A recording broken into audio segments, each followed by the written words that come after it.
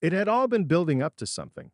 At least that's how it felt to Allison Williams when she played Marnie Michaels on HBO's Girls. A character so rigid and striving, Marnie was infamous for her type A ambition and spectacular self denial.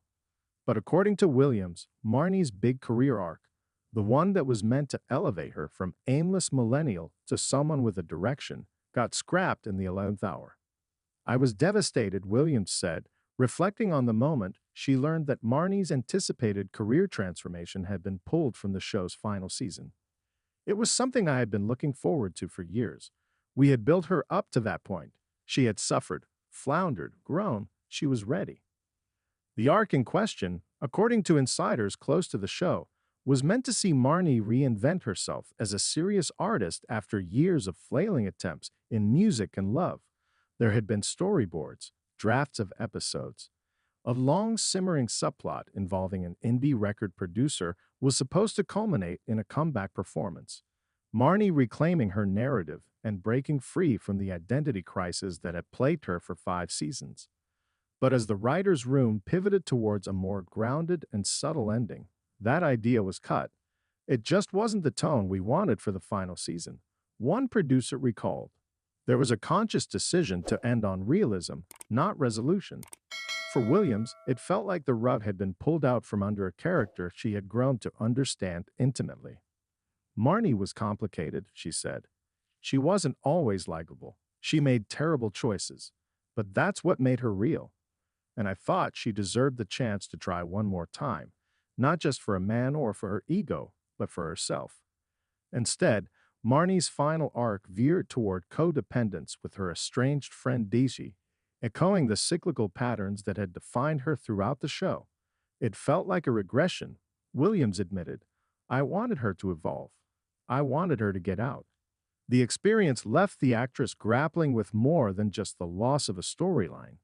It raised questions about creative control and the emotional toll of embodying someone for so long, only to see their path rewritten. You mourn it, she said. You live with this character in your skin for years. You believe in them.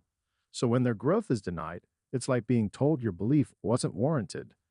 Yet Williams is quick to acknowledge that Girls was always about messy, non-linear growth. None of them got what they wanted exactly, she said. That was kind of the point. It was about becoming, not arriving. Still, she can't help but wonder what might have been if the original plan had stayed. We had outlined a mini-arc where Marnie confronts a group of younger women at a music venue. Women who mirror her younger self, Williams revealed. There was this amazing scene where she realizes they don't look up to her, that she's become invisible. That realization was going to catapult her into reinvention, but it never made it to script. It's not the first time actors have spoken out about last-minute changes in long-running shows, but Williams' candor adds another layer.